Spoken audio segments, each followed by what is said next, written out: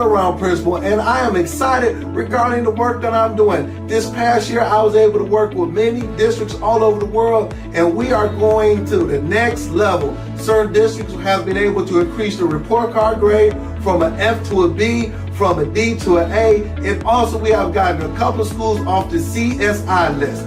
Now, my next stage is I want to take schools and make them become National Blue Ribbon schools. So once again, if you would like to go to that next level, hey, just inbox me, reach out to me, and we can make it work. I'm excited. This work I'm doing is blessing schools all over the world. So if you want to be that next National Blue Ribbon school, hey, reach out and let's go ahead and do the work. And also with that, I got 2 dynamic books that I have that schools are picking up as we speak, and man, these are blessing your school. One is on school transformation, and the other one is on for parents and teachers and principals to come together as one for student success.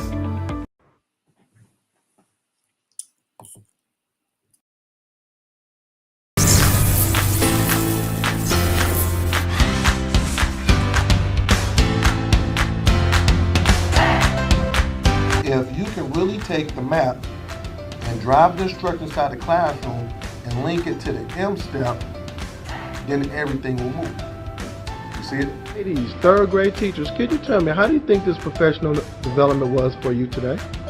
PD. It was productive. It was exciting.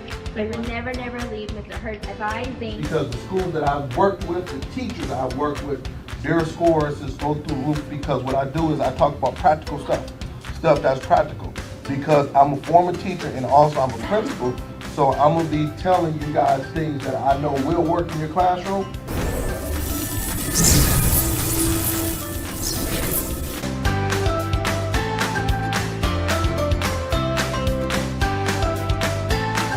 For booking, please visit shurtschoolturnaroundspecialist.com. Good morning, everyone. Good morning. This is Sean Hurt with your Saturday morning podcast, and it's another exciting Saturday. This morning, we're going to talk about 7 reasons why your curriculum has to be relevant and connect with the students. So I just need 2 minutes as I get all of my LinkedIn, Facebook, Twitter friends on. And when you come on, I need to know where you're coming from and hit that share button. So give me 2 minutes as I get everybody come on. I know it's nice out there, and a lot of people are on their summer vacation, summer break. You know, I'm here in Michigan, and it's gonna be real nice. The weather looks good and everything else like that. So I know, but just come on and let's have a good time. You know, let's just have a good time and let's enjoy ourselves and let's go ahead and get moving. So give me a few more seconds. I got all of my people coming in. And just let me know where you're coming from. Hit that share button. Show me some love. Show me some love on today. Show me some love. Show me some love. I'm excited. I cannot wait to go ahead and just have a good time. All right. Give me one more minute as I'm getting everybody in. Just give me one more minute as I'm getting everybody in. All right. I think I'm just about there. Yeah, let me all of my good people in. Make sure we got everybody in. Let's connect. Come on in. Let me know where you're coming from. Let's connect. I'm excited about this one. I am excited. Yes. We're going to have a good time. Just 30 more seconds. All right. Hold on, I want to do something just really quick. Just, yeah, come on in. Come on. Yep.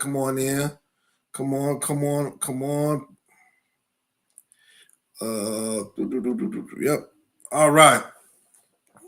I think I'm about set. Just want to make sure we're all good. All right. So I think we're good. All right. So good morning, everyone. Good morning. I would say good morning to Miss Truesdale from Atlanta. I'm going to be in Atlanta on Thursday and Friday of this week. I'm coming down to Atlanta. I'm going to be about 35 minutes from Atlanta. So I'm going to talk about that. So good morning. Good morning to you, Rashard Davis. Good morning to you. It's good seeing you. Good morning to you, Doc Jeter. All right. All right. Good morning to you. Good morning to you, MPA Jaguars. I'm gonna be on your podcast tomorrow. I cannot wait. Good morning to you, Mrs. Chuno. Good morning, Miss Harris. Good morning, Dr. Houston.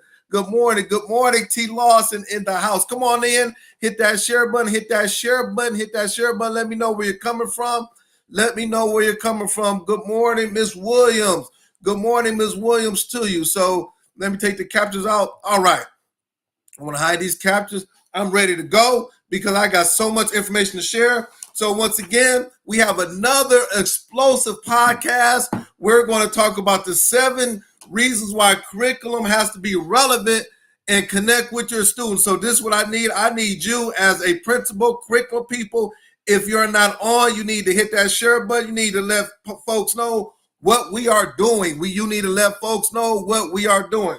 So if you've never been on my podcast before, my name is Sean Hurd, and I'm from 10 to 10:30. Then we have Create and Educate from 10:30 to 11. Then we got Principal Kafele from 11 to about 1.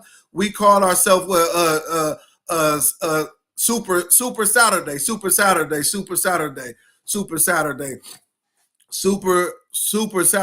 and then we have MPA Jaguars. He's on here, and he comes on Sunday, 5 o'clock, comes on Sunday at 5 o'clock. So we just give out good professional development.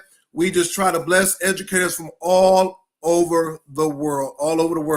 So the next thing is that I always talk about before I get into my discussion. I always talk about the things that keeps you up at night in education.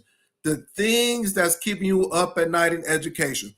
So just put it in the chat, the things that's keeping you. I have principals, teachers, coaches, superintendent. What are some of the things that's keeping you up at night as an educator? So I'm going to start mine up.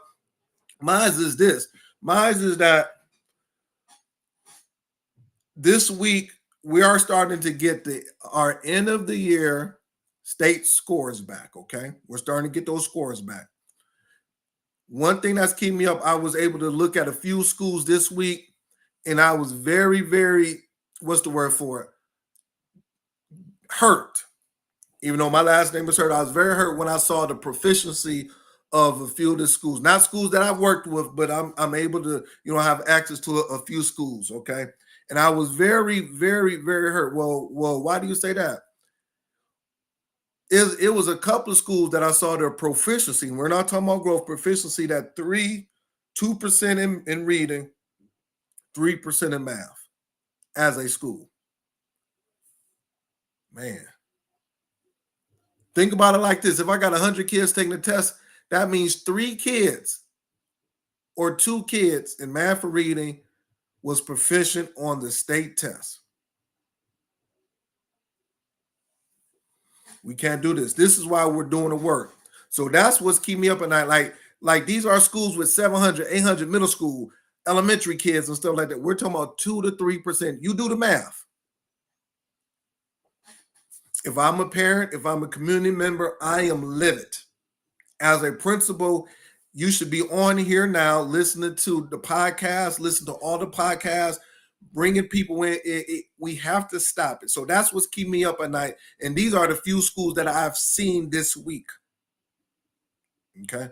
Another thing that's keeping me up at night is that we have a lot of new principals that's taken over schools with 600, 700, 800, 900 students. Are they ready for the hot seat? Are they ready on day one to be able to lead a school with 800 students? We're talking about new principals. You just got hired last week, 2 weeks ago. You got promoted from an AP to a principal.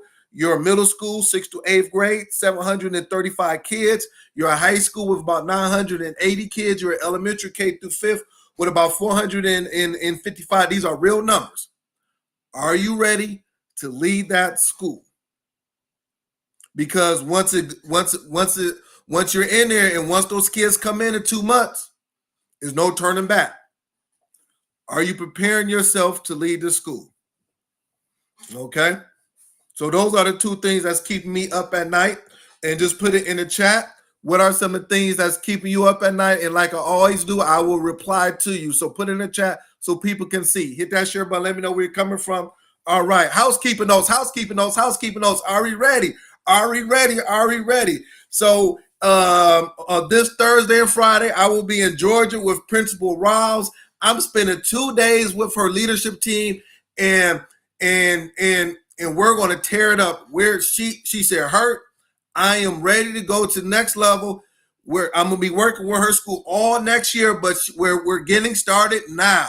We're starting now. And then, like I put in my post this morning, the 5 P's for success. Proper preparation prevents poor performance. Proper preparation prevents poor performance. I'm coming down. I cannot wait. I am going to be in Georgia. The school's about 35. No, it's about an hour outside of Atlanta, but I'm coming down. Hey, I cannot wait. The other thing is that last week I was in Alabama, and Principal Edwards proclaimed that she will have the best elementary school in Alabama come next year. They are already a B school. She said we want to go to an A school, and then we want to be a National Blue Ribbon school. So I was with them last week, and I'll be working with them all this week, all next year, all next school year. She inboxed me. She said, Hurt, when you coming back down? So I'll be meeting with her on Monday. We're going to put some dates together. I'm excited. We're talking about principals being proactive. They're doing what they're supposed to be doing. The next thing is that I would like to thank Superintendent Carletta Counts, my good friend. Been knowing her for 20 years. She ordered 150 books of my books. See, this is what I'm saying. She ordered 150 books for all of her parents for her school, Detroit Community School. I went down there on Wednesday of this week, blessed them with 150 books.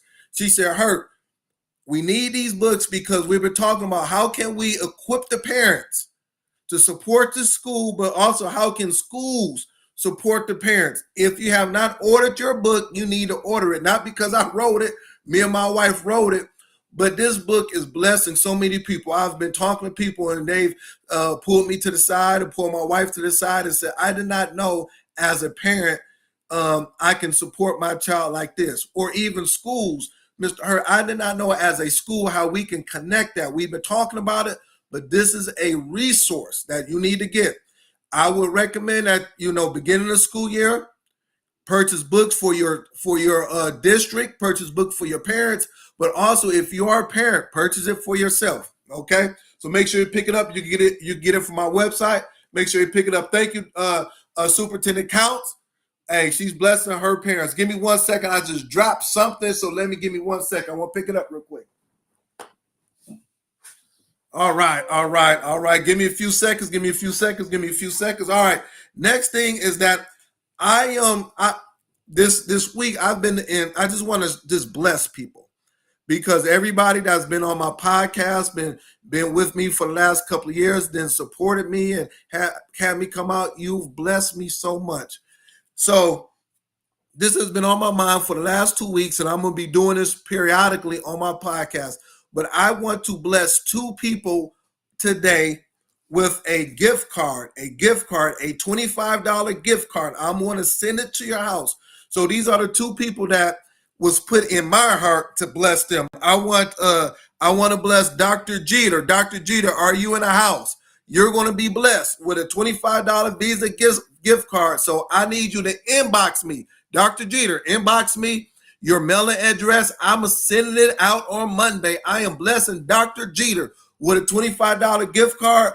Also, do I have Richard Davis? I saw him. I am blessing Richard Davis from Vegas with a $25 gift card. Please inbox me your mailing address so I can get it to you. Inbox it to me. And I just, hey, listen, I just put on my spirit. I'm sending it out. So please inbox me. So we have Dr. Jeter. Thank you very much. This being a blessing to me. And also we have Richard Davis. So inbox me your address. I'm sending it out on Monday, and I'm going to be doing this periodically because I just want to say thank you. Not just you two, but just everybody who has supported me, who's doing big things. And then what I want is that when someone blesses you, I want you to bless other people. It might not be in the form of a gift card. It could be a form of a I love you. It could be a form of a I'm thinking about you. Whatever is on your heart to do, just do it. Do it for me because, like I said, when you bless other people, man, those blessings will come to you, your school, your family, whatever it is. So I'm just excited regarding that. So congratulations to Dr. Jeter and congratulations to Richard Davis for getting the first two people to get gift cards. I will be doing that periodically. I'm not going to tell you, but I'm going to be doing it randomly on Saturdays. I'm going to say, hey, I got 3 people. Let's bless them, whatever it is. All right. Pay it forward. Yes, Richard Laws, pay it forward. All right. So let's go ahead and get started. 7 reasons why your curriculum has to be relevant and connect with students. So this is so important. We are in a time where the curriculum, what we are teaching our students has to be, this is non-negotiable, relevant and connect with your students. A lot of times the students will say, listen, this is not relevant. I'm not connecting. It doesn't make any sense. So now as principals, as leaders, we're going into classrooms and the kids are bored, they're tired, and that's when they start to act up. That's when they start to do things. And then consequently, at the end of the year, when we have to take all of these assessments and all that kind of stuff, the kids are not vested in what's taking place. So I'm going to give you 7 reasons why your curriculum has to be relevant and connect with the students, okay? All right, and I know I'm not going to get through all 7 because I'm going to go slow like Luther Vandross, okay? All right. So the first one is this, and write it down. The first one, and I'm not going to go into any type of order, but the first one, it creates and reflects culture and identity with your students. A lot of times when you're dealing with kids, they're looking at the curriculum, they're looking at what they're reading, what they're told to do, and it does not reflect who they are. The reason why the curriculum has to be relevant and connect with students because it creates and reflect culture and identity with your students. Write it down. That's the first one. On a broad scale, a curriculum reflects the national culture in which a school operates. Different countries have different expectations of their students, even if teaching practices are similar.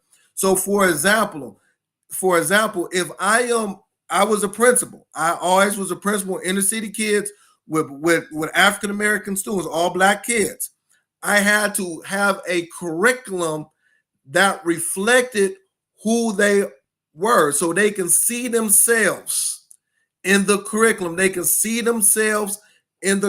So when I started to order, I'm giving you gems. When I started to order over the summertime, books, curriculum, study guides, I had to make sure that it reflected the students that sat in those seats at my school. First thing, it both have to create and reflect culture and identity with the students. They have to see themselves in the curriculum. That is so important.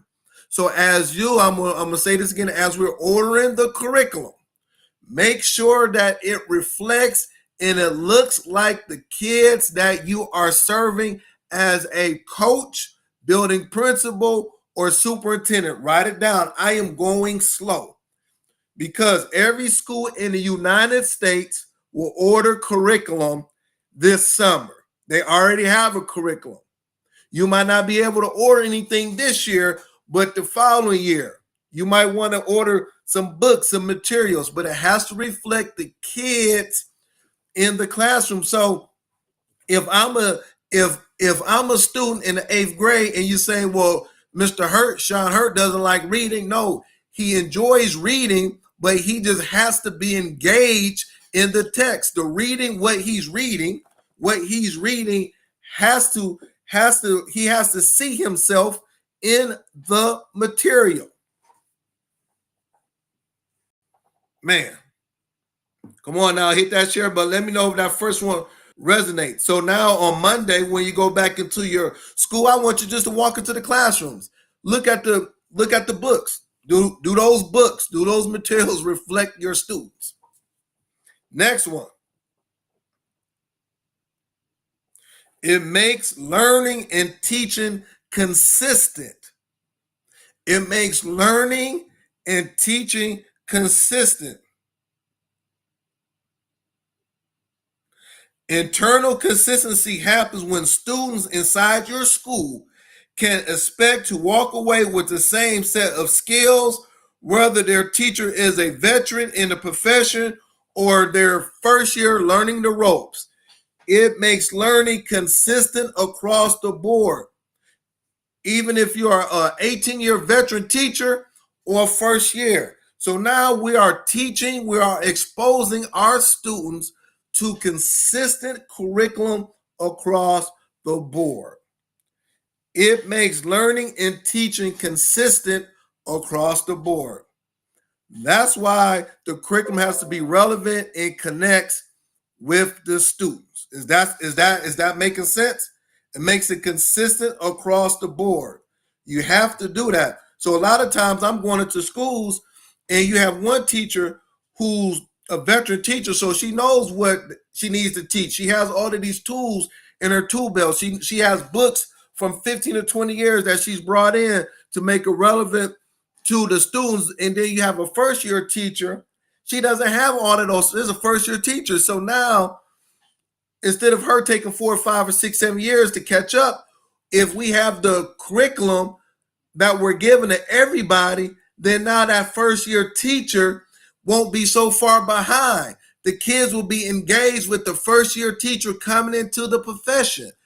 It makes the learning consistent across the board. So at the end of the year, if the state is saying, all right, we have to the 8th graders have to master these 35 standards for math, now it's consistent across the board.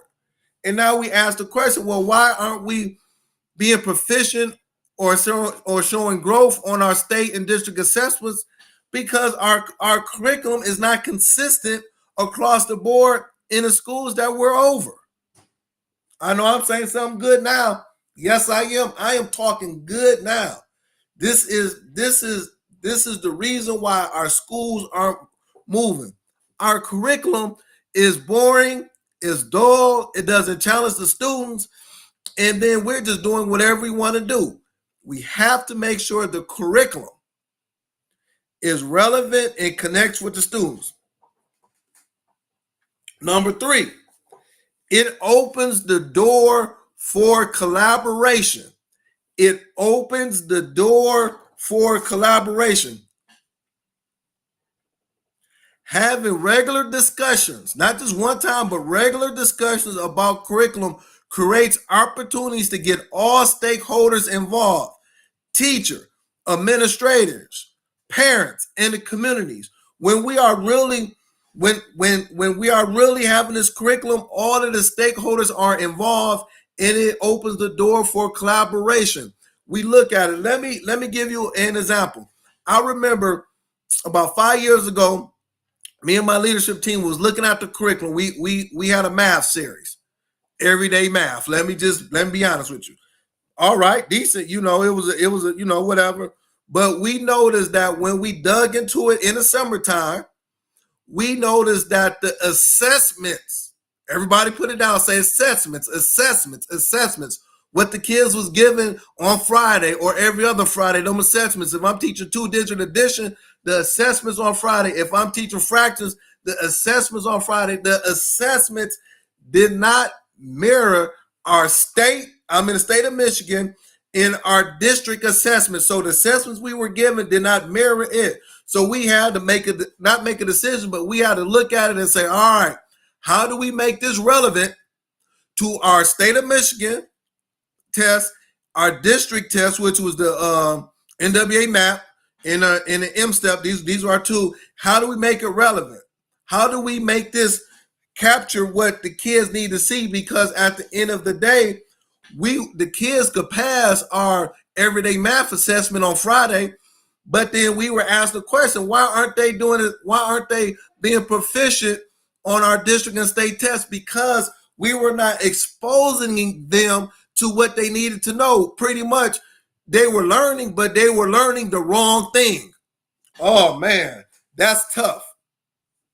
That's tough. I'm going back to my notes. It opens the door for collaboration. If we do not have a consistent curriculum, we cannot look at it, unpack it, devolve it, and then say, all right, we need to add some tweaks. We didn't throw the baby out with the bathwater, but we just added a few tweaks to our curriculum because we were giving assessments every week. We would call them short cycle assessments.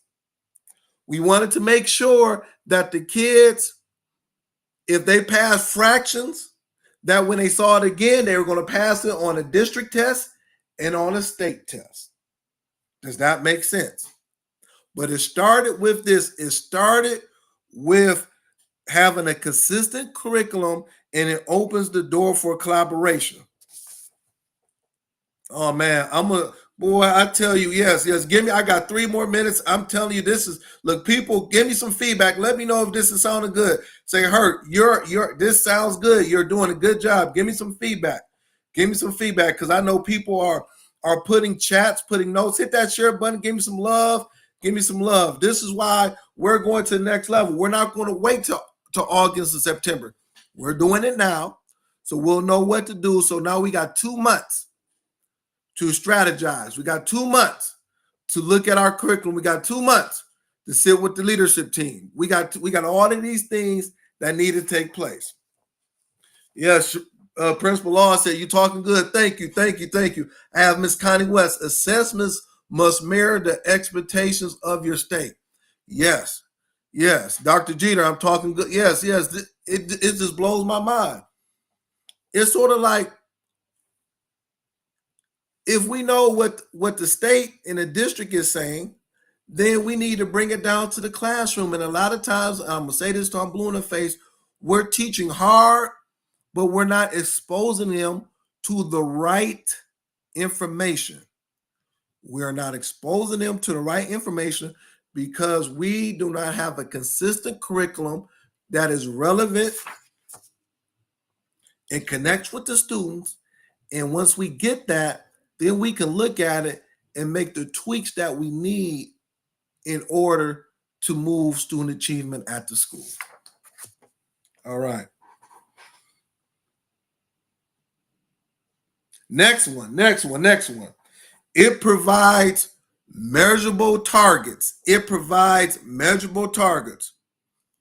Data matters. If you're not setting specific goals around how your students are learning, how will you determine whether your curriculum is successful? Oh, I said it.